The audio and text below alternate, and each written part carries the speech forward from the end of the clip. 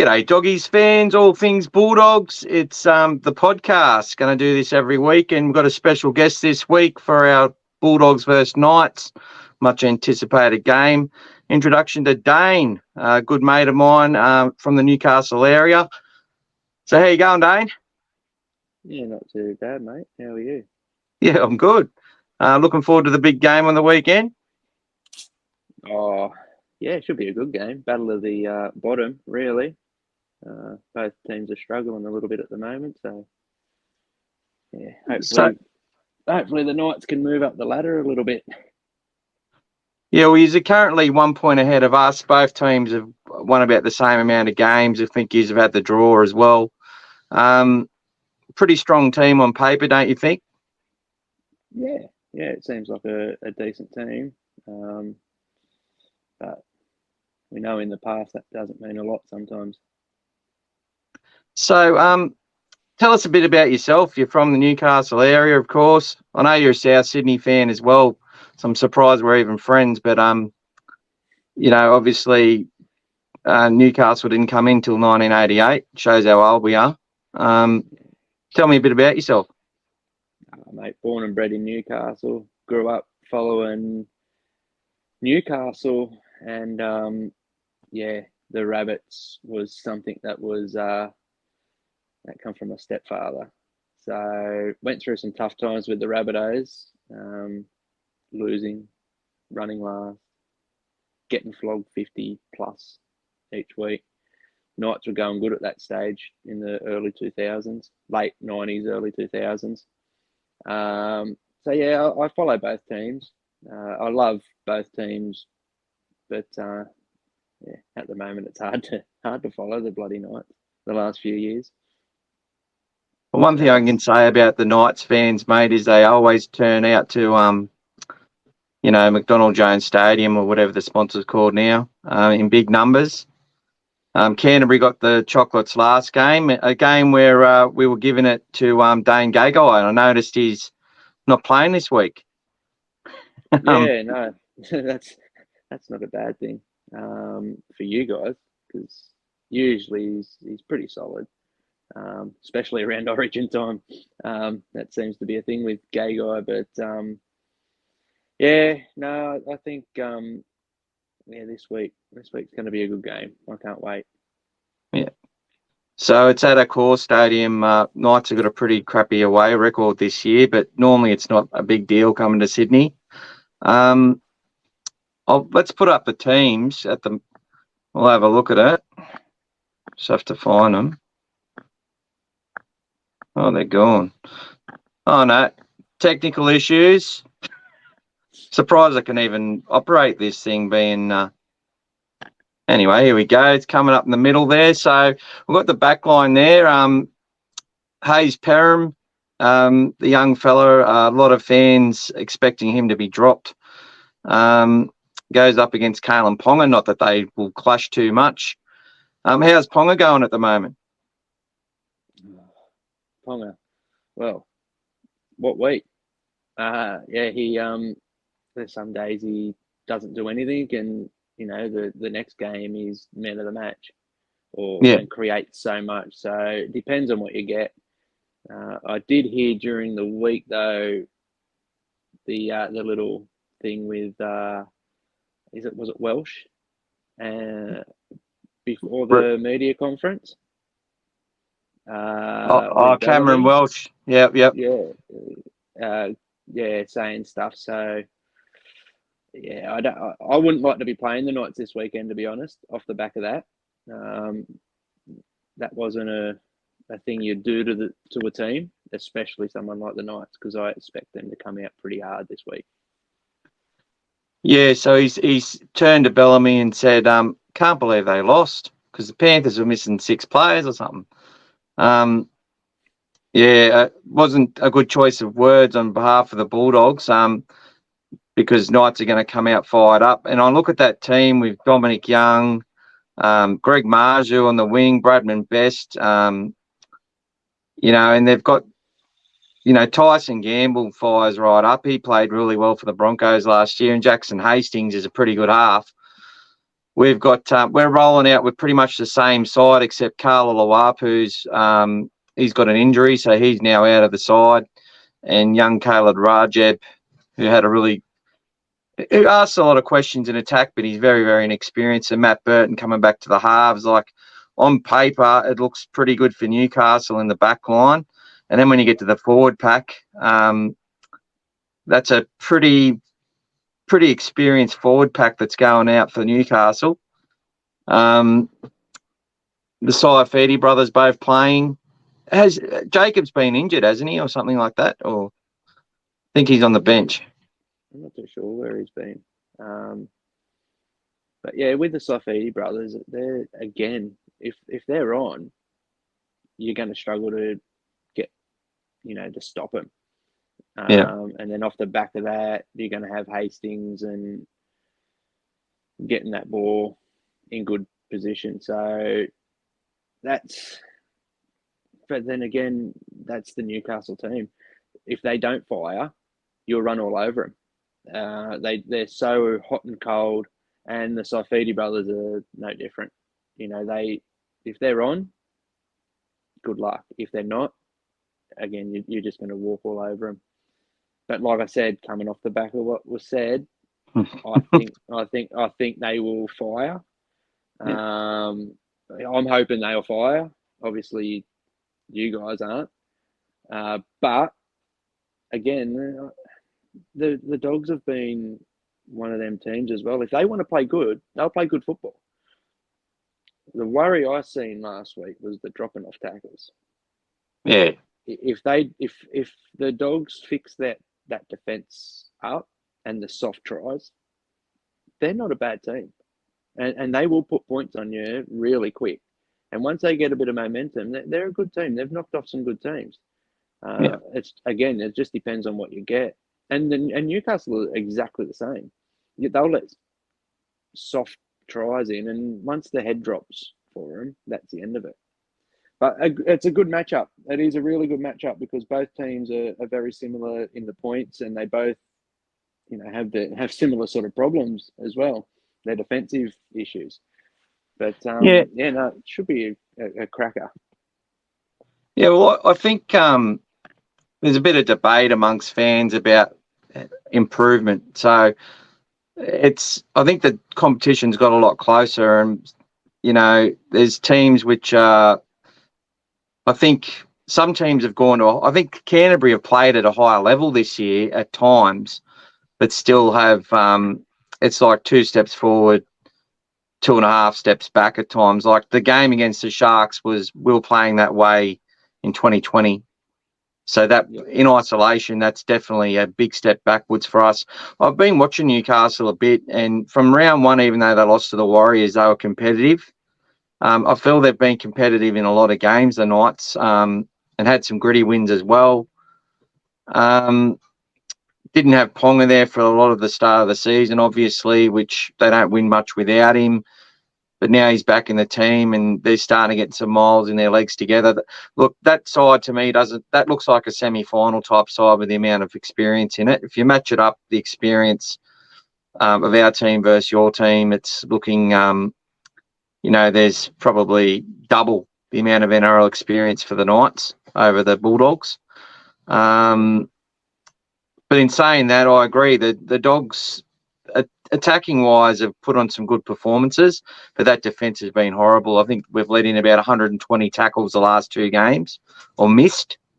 And another thing is the post-contact meters. We just don't get numbers in on the tackle. We started the year off getting 3 and 4 people into the defence, but since probably the Raiders game, it's just gone backwards. It's been guys are getting singled out in the defensive line and just being backpedaled. And then the back lines of the other teams have just run amok. So we've had 2 weeks off because we've had the bye. Teams after the bye generally win. I hope that's the case for the Dogs, but on paper, I think we've got our for the Rabbits. The Rabbits weren't the case last week. Yeah. Well, I'll have you on again next week as well because the Rabbits play the Bulldogs before Origin, and we'll look at our Origin teams as well soon that we've both picked. And I think I'm hoping there's lots of rabbits that play Origin because they won't be eligible for the game. It's getting that desperate as a Bulldog supporter at the moment, which isn't the best, but we need every sort of break we can get at the moment.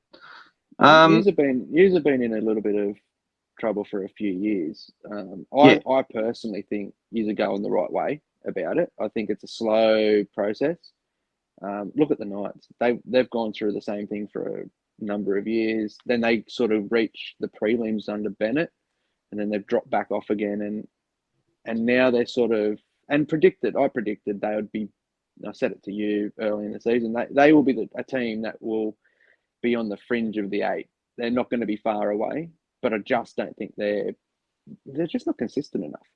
Yeah, and I think the Dogs are the same. But I've noticed the last few weeks, there's been a lot of teams that have been struggling with defence.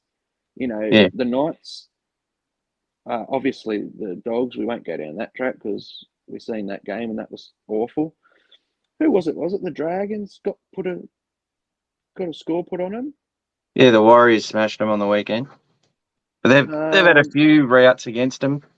Yeah, like there just seems to be this time of year around the Origin time where, a few teams drop off. They're halfway through the season. Look what happened to the Dolphins. Admittedly, they came back and put an effort in the second half, but they got 40 put on them in the first half. Yeah. So I just think, players are getting tired and they're getting the lull. In that lull this time of year, and then coming out the back of Origin towards that semi-finals, you start to look at the teams that are starting to move forward. Yeah. And the teams like, I would hope someone like the Rabbitohs, Panthers, then they start to get players back and they start to get on that momentum. How that's going to turn out, I don't know. Again, look what happened to Brisbane on the weekend. They got beat by the Titans. I never seen that coming. I know Origin, they had a few Origin players, but they're a much better team than what they showed. And after 10 minutes, I knew the Titans were going to win. The Broncos just weren't on. So these top teams, they're so beatable at the moment. And you said it earlier, the competition's so tight. I don't know what the points are exactly, but I know there's not a lot between, 3rd and 10th or something like that. Like that's very close. It's very close. And even the bottom, so the Dogs are on 14 points. They beat the Knights. We will overtake you. Then we've got the Broncos, Souths the next week, who are probably going to be down a lot of Origin players, which will be a tough game for them. The Dogs will go into that game thinking they can probably win it. We're probably only likely to be missing the Fox, unless they pick Burton again as well. And then the Dogs have got the Broncos, who have lost Reece Walsh. They've lost, it looks like Jordan Ricky and Flegler are going to be out. They're very important to their forward pack. Plus, that game will be 3 days after Origin 3. So for the Dogs, it's a huge opportunity to get. If we win those 2 games, we go back to being, 1 or 2 points outside the 8. And if the Knights win this week and then win the following week, they'll be 1 or 2 points outside the 8. So it's actually a really important game because technically both sides, although you could probably say they're not going to make the finals, if they win win their next couple of games, they're still in contention, and that's that's amazing. If you get on a roll, it's like any team; they're very hard to stop. Yeah, but can you get on that roll? Well, what usually happens around this? What usually happens around this? You on that roll? Yeah. Who's the bloke that's going to put you guys on that roll? Well, for us, we need our spine. Our captains are still young, so they've got Reid Marnie and Matt Burton, and the Fox are so imperative. But we need our forwards to stand up. Our forwards have been diabolical the last few weeks, and of course, the fan base then resort to attacking the spine, attacking players that they don't trust or don't have confidence in or don't see as being a long-term option. They want them out of the team, and that's fair enough. And the coach and club are copping a lot of criticism at the moment. But one thing that with Canterbury is that at this time of the season, like we've usually out of contention after 10 rounds for the last 4 years. And then what happens is we start to play with it without fear and with nothing to lose, and we string together 4 or 5 games towards the end.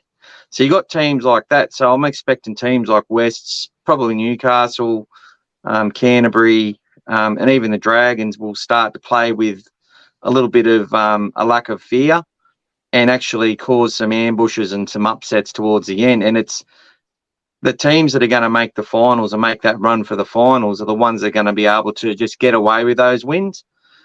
It was funny last year against South and Canterbury. The Dogs got in front 3 times in that game and led at the 65th minute with all the momentum, and then Latrell Mitchell stood up and put the game away, and then Souths went on a big run, you know. He's out and again. He's out for another 3 or 4 weeks as well. So you won't run into him again. That's right. So it should be a good game against South. You know, and we need a bit of a leg up like that, and hopefully Jared Sutton won't be refereeing because we all know he's a South Sydney member, and well, no team's got as many penalties off a referee than Jared Sutton. I was actually going to bring those stats up, but I didn't think I would. I'll keep that for next week. I'm surprised. I'm sure he's got no teeth either, which is a big sign. Well, mate, come on. Tell me, what are you predicting this weekend? Knights and Bulldogs. What do you think? Honestly, mate, I don't know if our problems are going to be fixed. And if I'm looking at the teams on paper, I'm tipping the Knights. I feel, you know, what is it? Blasphemous. Tipping against my own side. But if I had to put my hard-earned on, I couldn't back the Dogs this week. I'm probably backing the Knights to win by 13 plus. And that's a sad thing to be in. If the Knights turn up and play to their potential and we play to our potential, I can't see us winning. And just on experience and what the players in each side have actually done across the park over their careers, I think you've got a lot more going for you. But in saying that, Dogs could turn up and put 30 on the Knights before they know it. We do have that. We do play with a lot of flair, probably too much flair and no patience, and that's been our downfall the last few weeks. So, yeah, but if that flair does pay off, you'll put some tries on. If Burton if he puts the Burton bomb up, you know, he's going to ask questions of Ponga and especially the wingers like Marju and Young. Yeah, you know, I really like Dom Young. I really rate him. I do. Yeah, but he can be a little bit susceptible to that. He's got a mistake in him. So does Marju, but their carries out of their own end. They don't give up. Like Carrazza's a bit the same. They just hate being tackled, and they get the legs pumping. They're very hard to bring down. But I think a tactic will be to put the bombs up high for Ponga and have people just rushing out of the line to hammer him, which he's going to have to expect that. But the problem is when you do that, when he catches it, he can then skip past you if they're not in a straight line. The one issue with the Dogs is what I seen last week was just pure defense. Like I was watching man on man, and they were just falling off. Like mate. Like I've not seen a team look so ordinary in defense, and I actually think the score flattered you guys. It did. It should have been 60 or 70. You know, it was not looking good, and it was not a nice watch. You know, obviously, I've taken a bit of a interest in the Dogs because of you mainly, and watching the sort of rebuild phase is always good. And if they turn up in defence, I'm not worried about the attack as much. The Dogs, same as the Knights. The Knights are the same. Yeah. But yeah, if it goes, you know, down to the wire, yeah, the Knights do have that experience, but you don't know what you're going to get. But I am predicting the Knights to win, and I'll roll with the 13 plus. I can see that, but it wouldn't surprise me if the Dogs got up. If they really they've got to be hurting after last week. They have to be.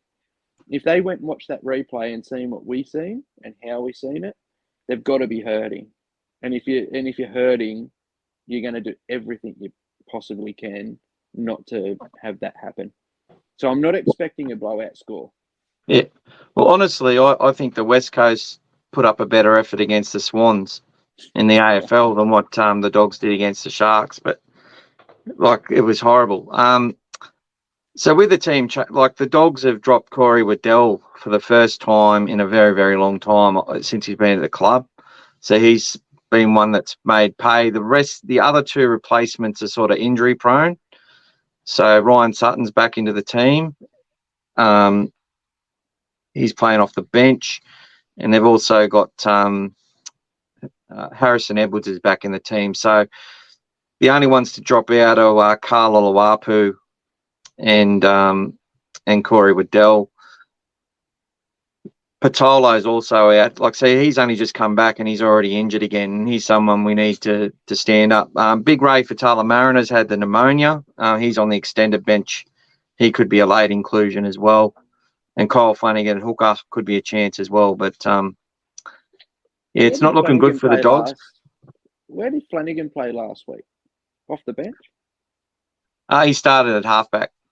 Oh, because he was the only one that looked dangerous. I don't know, I've never rated him personally, but every time he got the ball, when he ran that ball, he was asking questions. Yeah, and looked he dangerous. It just didn't seem like anyone was interested around him. It was diabolical. That's the best I've actually seen him look in attack for a very long time. So if he can take that form and people want to go with him, you will create chances, and he'll score a try this week. You watch. I'm predicting him to score a try. I'm putting in anytime try scorer in the same race in the same game multi straight in there. He's on the extended bench, so he may not even play. But if he plays, get on him. Since they've put him back to hooker, he's playing more instinctively, so he's not trying to game manage.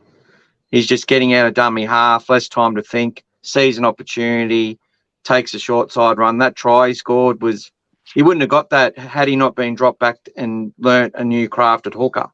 So the good positive for Kyle Flanagan being dropped is that they found a position that I think he's better at, because he can always tackle. He's gutsy, and I think and he's learning how to run from dummy half with less time to think about it. And then we saw when he tried to manage the game and he just went with that predetermined play out the back block play, threw an intercept straight onto the chest of Jesse Ramian. Now, that's playing halfback. So I think Kyle Flanagan's future is at hooker, and there's a lot of talk that he might end up at the Dragons with his dad playing hooker. He only threw an intercept pass. He's just trying to create something. There was a fair few passes like that I've seen this week. In all teams, I tell you, the best one was Cody Walker. He played a very similar role to Flanagan last week. Everything he tried, it just didn't come off. Yeah. And the next game, if he tries what he tried, it works.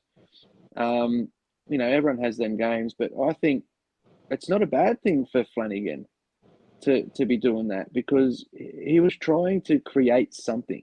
No one else was. There's nothing else happening. It was so dysfunctional.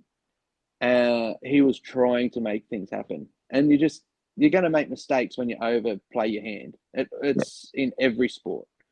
So I wouldn't even have an issue with him. I think he's going to come good. What about Reid Marnie? What's he doing? Reid's, I don't know if captaincy has suited him. He's played 100 NRL games now.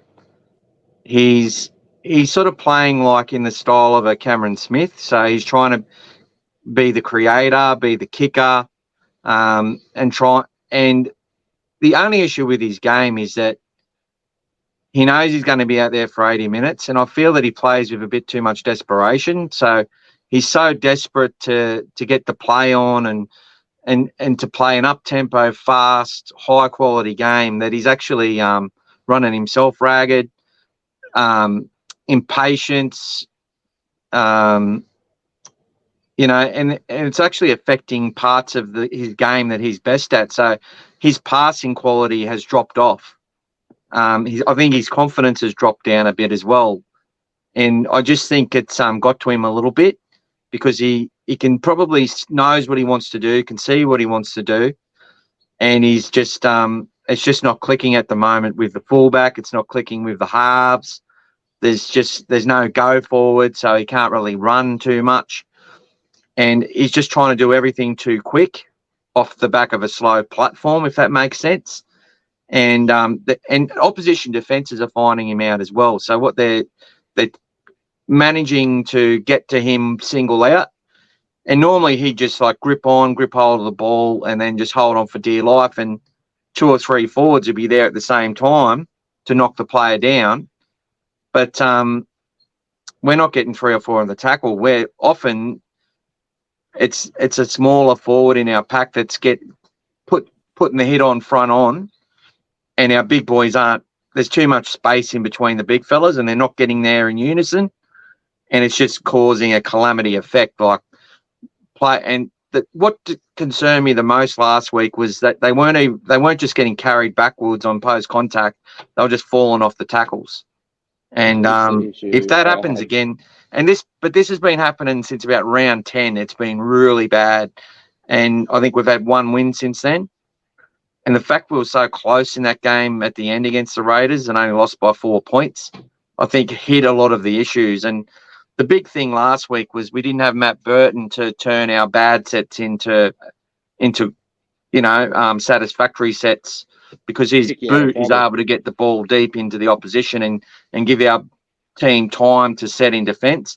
Without his kicking game, we were just being rolled back the entire match. And it was just ugly to watch. It was probably it set the Canterbury fan base into a massive panic, and I don't blame them. But there's people who are just ready to protest and all this sort of stuff, which is going a bit overboard. But there's rival tickets emerging for the board and all this sort of stuff that's going on. I wouldn't worry too much about that. I think that game was. It sounds stupid, but I think it was a good thing that happened, because if they watched what we've seen, we were disgusted as football fans at what happened. If they look at that, if they've got a little bit of mongrel in them, they won't fall off tackles like that. It sometimes takes a big loss like that to really then go, okay, let's stand up. I don't think it's as bad as what people think. Is it going okay for a team? We're never expected to go great. I don't think your team is a semi-final team. No, I don't, and that's just being honest. You lack a lot of experience, but you've got a couple of inclusions, and one of them's been out for too long. That hurts. Kick out. Yeah. You miss him. He's a good player. Don't like him, but he's a good player. So, great player, mate. Great guy too. He would be. Love Panthers player, ex-Panthers player. He must be a legend. So the Pan Dogs, the Dogfers. So you've just got to. I think if you can hang on, when's he due back? For the Penrith game, round 21. Yeah, well, you don't want it to be too late. You need to win a couple of games. I hope for the Dogs fans and your sake that they can get a couple of wins, not against the Knights or the Rabbits, but everywhere else they can start winning. And fix that defence. If they fix that defence, I think they've got the attack there, and they'll build confidence off the back of good defence. They will score tries. They can. You've seen they can score points. They've just got to get it to the Fox. So that's just my opinion. I wouldn't be in too much of a panic. You couldn't be expecting to make finals this year, but use it as a step on building the club up again, which they're going the right way about it in many ways. I think for the Dogs fans, a lot of the issues is they hyped us up like we could do something this year, and a lot of us got taken in by that. And look, the reasonable fans, the realistic fans, would have felt that to make finals we would have needed to have had no injuries to key players, not even one or two, and to have had a fair bit of luck in the season. Probably had no one play Origin, all that sort of stuff. No one play 18th man in Origin. Yeah, Burton. He'll probably be 18th man again, so he won't be able to play against Souths. That'll happen for sure. And then the other thing was there was all the hype. They've done the new kennel episodes, which are fantastic, but now the rhetoric's changed. It's like they're sort of saying, stick with us, give us time. They're buying time, that sort of stuff. And I agree. It's the reality is a reality, but I think fans are a little bit sick of being patient because we have had to endure a fair bit, which this club's not used to doing. We're a powerhouse club and we need to get back there. But I think we need to move on to our Origin selections. So what I'm going to do is I'm going to put your ones up first. So we'll see them come up now. He's a must-play player. He's 100% effort. His stats don't lie. I don't know why he wasn't there to start with. Well, the Fox, he's got to be there. They've just got to get it to him. They've got to give him room. Crichton, he's just the best of a bad bunch at the moment, personally. Campbell Graham, carrying an injury with his sternum, that's affected things. Should be there, being probably the best centre going around this year. Toto, I thought he was not a great selection, but he proved different. Walker had a bad game on the weekend, tried his hardest, but he'll be right. He should have been in second game. Reynolds had to be. Suncorp knows the players, kicking game. No. That was Oitikamanu, who only got 14 minutes in the first game. So you think he should start and give him a crack? Oh, why not? What do you got to lose? Paying us, him. He should be. Zaya shouldn't be at lock. Okay, he should be in second row, same as Fazell. Cam Murray has to be the lock. Has to be. I reckon best lock in the game. Tedesco at 14. Yeah. Well, if you get an injury or anything like that, he can play anywhere, or bring him in late when people are tired, mate. Like he can run rings through people. So that's just. And you bring in Keon Kolomatangi. What more's he got to do? He's playing some good football this year, mate. He's played really good football. They threw him in the middle for a while too. If something happens, you can put him anywhere. Again, you're seeing with the second Origin. I knew we were going to get beat. I knew we were going to get beat this series. I think we all felt that. The team selection was terrible. Like I'm not against Tedesco, right? Don't get me wrong. He's a great player, but they've got to play him in. How many inside balls do you see to him? Very, very little. They did not play him in at all. When you've got in the first game, you had Cleary and Luai. Why would you not put Edwards in? I don't understand. They're always talking about combinations. Obviously, that combination with Tedesco didn't work. I know Cleary was out in the second game. I wouldn't have put Moses in. No way. Moses should never put on a New South Wales jersey again. Admittedly, It's a bit harsh. I'm being realistic. Admittedly, he wasn't as bad as the score. He wasn't the issue at Origin, but he's going to cop it for it. He's not. I think he's just a really good club footballer. I don't think he's got that Origin like grunt in him. Someone like Reynolds, he plays with the Broncos. His home ground now is Suncorp.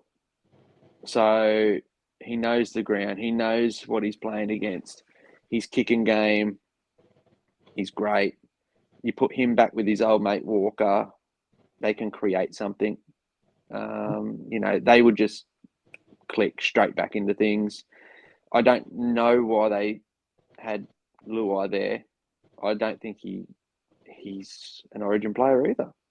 I don't. I genuinely don't like him. The only reason I think he's there is because of Cleary. But anyway, I would have much rather put in the first game. I would have rather had Cleary, and I would have put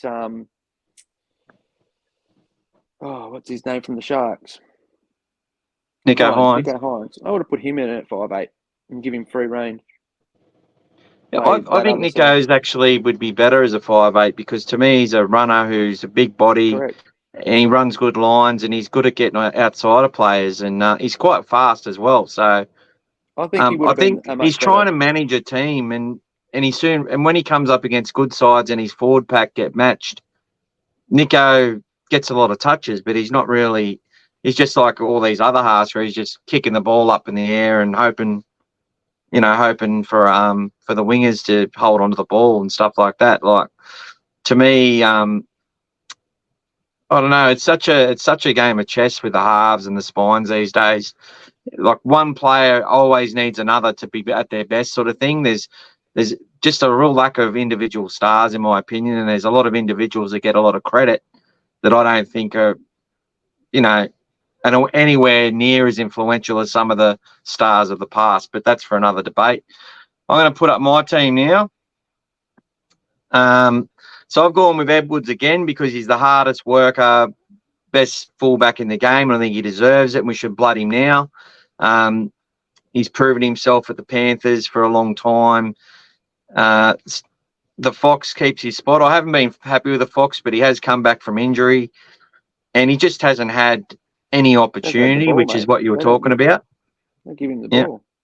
Yeah, they don't give him the ball. So hopefully Stephen Crichton, who'll be joining the Dogs next year, will put him on the left wing with the Fox, left centre, to hopefully get the Fox some ball. And I want to see the Fox trying to run around. Now, I've kept Campbell Graham because this guy has this ability to poke through the line. He's very, very awkward. He's got those long arms, and he'll pop a ball to Brian To'o. And I think To'o from 5 metres out is very hard to stop.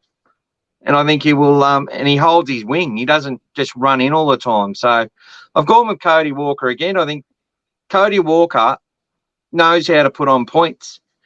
And if you've got a player like him who gets year after year has been topping the assists in the NRL, he needs to be there for the attack point. We haven't had it. And this fella's the one who's going to take all the pressure off him. Elias is developing into that player at Souths now, and Walker's thriving off it. Reynolds digs into the line, gives him the space, and he does the rest. Now, this guy, when he runs out of dummy half, Walker is always there with him. And I'd say Edwards would be pushing up as well. Huss and Paulo to start in the front row. They're the biggest enforcers. They need to act like it. They don't run hard enough, in my opinion. And I want to see a bit more of it. He's been the best New South Wales player for the first 2 games, this guy. Liam Martin, he just runs with full of intent. And this fella, get him in there. Keelan Kolomatangi, sorry if I pronounced his name wrong. I think he's a big body and he plays aggressive footy and can do the job. And the best lock in the game isn't Isaiah Yeo, it's Cameron Murray. And in Origin, he's going to he gets a quick play of the ball, which is what you need. Now, I'm going to keep Robson at hooker. I know they didn't have a utility, but we blooded him. Let's get him in there and have him play a role. And to me, the best bench impact forward in the game is Spencer Leniu. So why haven't we got him in Origin? He's a New Yeah, I South agree with you. Welshman. Get him in there. Yeah. Oitika Manu, I felt his 14 minutes were good. He showed really good footwork, had a couple of good runs, and he's been in the system a while. Let him play again, and I'm bringing Ola Kawatu from Manly. Now, this guy, what did DCE say? He's the scariest bloody footballer he's ever seen.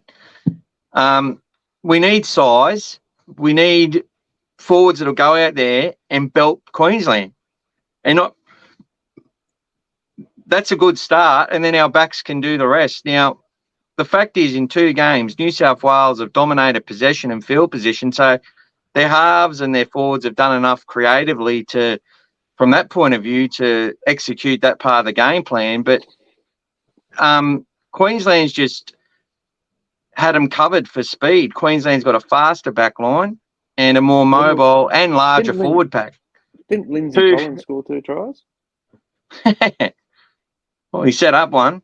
He out-jumped bloody Tedesco in the first game. Played 30 minutes or something, got man of the match in the second. There's another big forward. Who does he play for? Not big, but I mean just athletic. Their front rower, what's his name? He's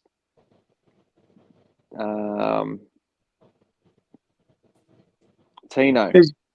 Oh, big Tino, yeah. He's mate. I've never seen a front rower that is so agile and so solid. And he's a great player. Bulldogs hate him, but he's a good player.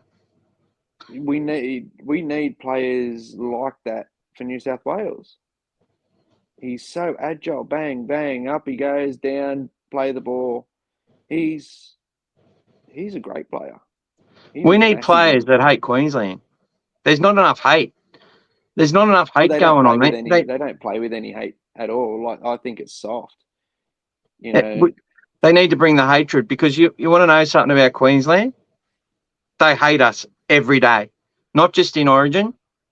Whether you've got mates who are Queenslanders or whatever, deep down inside, when it comes down to it, they don't like you if you're from New South Wales. They can't. There's just they can tolerate you, they can entertain you, they can probably even hang out with you, but deep down inside, they fucking hate us, mate. And until we get that, until we're raised with that that bitterness, that chip on our shoulder against the Queensland team and who they are and what they stand for, we'll never have what Queensland have in State of Origin. It's to their core, mate. They fucking hate us. And every time we sit there talking about Origin as New South Welshmen, they just sit back and laugh, mate. Like they know their team's going to fight back and win. If they don't win this series, they're going to win the next one. If they lose 2, they start to they go quiet. They don't talk about it. They don't whinge about it. They don't attack their players. They don't get on social media and attack their coach. You know what they do? They suck it up, and then they live the experience when they win again. Like New South Welshmen, we attack each other. And well, you've seen in game 1, you've seen the heart that they showed. Yeah. They had no right to win that game. None. No. But they just had that fire, and that New South Wales don't have. But again, I throw it all back down to the coach. That's our issue. We've got to get a different coach. We have to change coaches. Who's the new coach, mate? Tell me who the coach is. Ricky Stewart. Mick Maguire's his assistant, so Michael Maguire could take over the Raiders for 6 or 7 weeks, couldn't he? And yeah, well, he took the Rabbitohs to a premiership. Yeah, well, he'd be able to handle it, and then Ricky could come and coach the Blues, because Ricky hates Queensland. He hates them. Hate. Paul Gallen hates Queensland. Don't know what he's I want like people who Paul Harrigan hates Queensland. That's how he played, like he hated them. He did. Loathed them. The old school players did. The old school players loathed them. You know, when that's what we've got to get back to. Desi Hasler's another one. I would have picked Desi because if he can just pick a team, whoever he wants, and doesn't have to worry about, destroying the junior pathways like he's done at a few clubs. Probably not a fair comment, but that's the perception. If he can just pick the players he wants and coach them for 3 games, I think he'd be very good. I do too, because he plays. He'll get him to play with a bit of passion. Same as Stewart. They're going to be hard, and we need to be hard. Fittler, and he seems to just like Penrith and the Roosters and stuff. He picks teams off the back of that, and I think they've brought that attitude into the Origin. Unfortunately, I feel that Penrith have got that attitude, and it's been working at the moment, but I'm looking at a few flaws in it. That's going to happen. Yeah, and they're going to be put on their backside. Soon. I think. Look, I think what Freddie's done is it's like he's run out with the Penrith game plan as well. And what I think they keep forgetting is that Penrith play a disciplined, up-tempo game which breaks teams down physically and mentally, and then they run over the top of them. And their forwards, Leota and James Fisher-Harris, just destroy their opposition front rowers. Correct. Every time they play. Fisher-Harris is a great player. If New South Wales could get those 2 Kiwis to start, we'd be able to play the Penrith style in Origin because that platform would be laid and they would have more time and space. But in Origin, the rules are different. There's hands on the ball. Every play, the ball's slow. Both sides have pretty much equal periods of domination in the middle, and it comes down to speed. And Queensland's back line is on average 2 or 3 kilometres faster than the New South Wales back line, and they've showed it every time. They've gone wide. They've just executed. They've executed probably, at 60 or 70% of their plays in attack, and New South Wales are at about 10%. So, it goes back to the selections. I don't understand Trbojevic. Great player. Yeah. And when he's on, mate, great player. The game before Origin was picked, I think he scored 4 tries or something. He played a good game. But up until then, he hadn't done a lot. I think he was underdone. He's very injury prone. I wouldn't have picked him. Latrell, that's just a mishap. They've picked him. Yes, I think he would have been the man to do it. Injuries have cost that. But Tedesco, again, when you got a bloke like Edwards, that's just unbelievable. His stats are unbelievable. Week in, week out. You got to give him a go. Stop picking on, and it come out from someone this week. Don't pick on what blokes have done previously. Pick on what's going on now. Pick on form. But after the game, Fittler was Lewis said it this week. Luke Lewis said it this week. Sorry, and he's 100% right. Oh, Luke Lewis. Yeah. Oh yeah. Well, he knows. Bring him back. Get him into the coaching team, mate. He was 100% player. And look, Queensland made some tough decisions. They left Ponga out. And Gagai. Gagai's been there for years through the best times, that's a big call. It's a massive call. They pick players that are faster. He's not afraid to make them informed. And that's why he's a better coach. Billy Slater is a better coach. He outcoached us in one of the last game last year. Oh, all the games. I think Billy gets a lot of credit, but it's also the team he's got around him. He's got Cameron Smith, Jonathan Thurston. He's got all the greats that he played with. And what they used to say at Melbourne is that the big three used to actually coach the team and run everything. So Cameron Smith was like a captain coach, and Bellamy just kept them on their path. And he obviously can motivate really, really good, and he enforces that style of play. Huh? Bellamy's good. I like Bellamy. Like you've seen what he does to players when they go under Bellamy. He turns grade footballers into top footballers. Not Nick Meaney. You Knights had to go with him and said the Dogs. He's playing great football. He's got a great opportunity and he's doing really well. We missed Nick. And big time. He's Bellamy just gets the best out of players. A bit like Bennett, very similar. I put them in the same sort of category. They've just got that knack to that the players will play well under him. So whatever he does, he gets the best out of him. I think the sad thing is that a player like Adam Reynolds, I think, has been the top 3 halfbacks in the game for probably 6 or 7 years. When he played Origin, he was playing against Cameron Smith and Billy Slater. And when Bellamy coached Origin, he was coaching against his own players that won 8 in a row. You know what I mean? Like, I think if Bellamy was to coach now, he would do a lot better with the New South Wales team than what he did back then.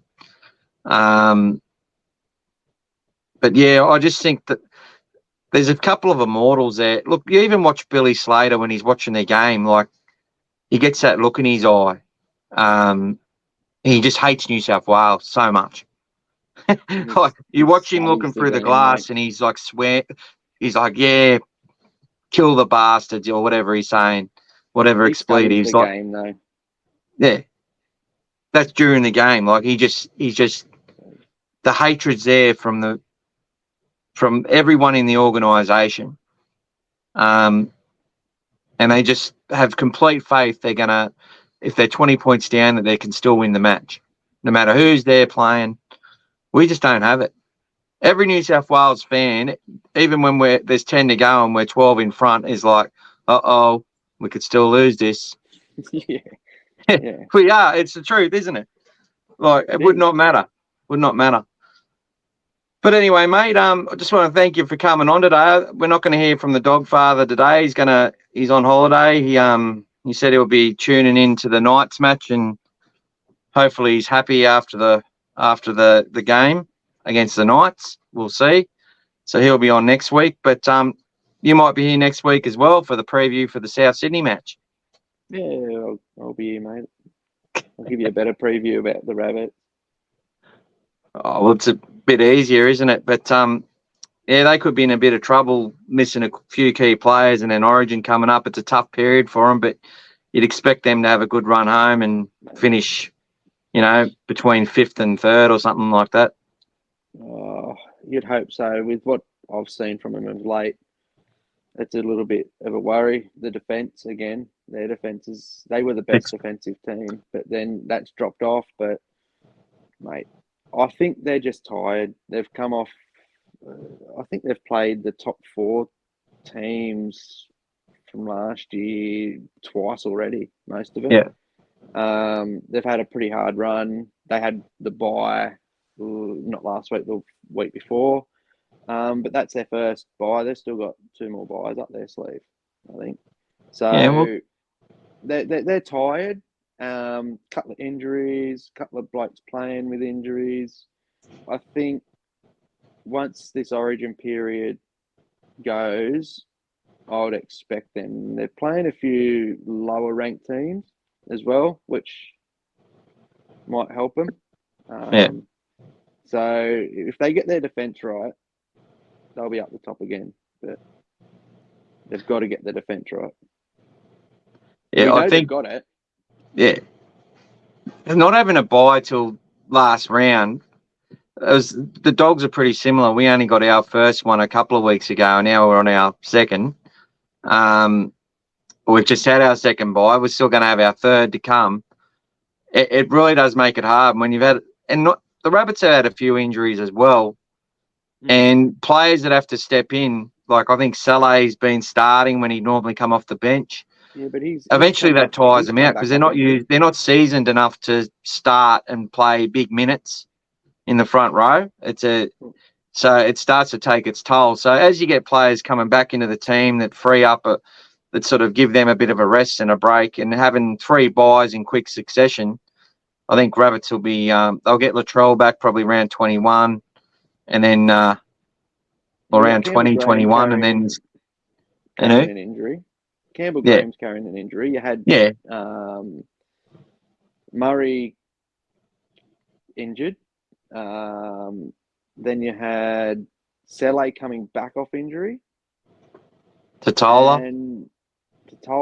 again. He's not firing like he will. Give him a couple of weeks, he'll be firing again. Burgess was back again. He was injured.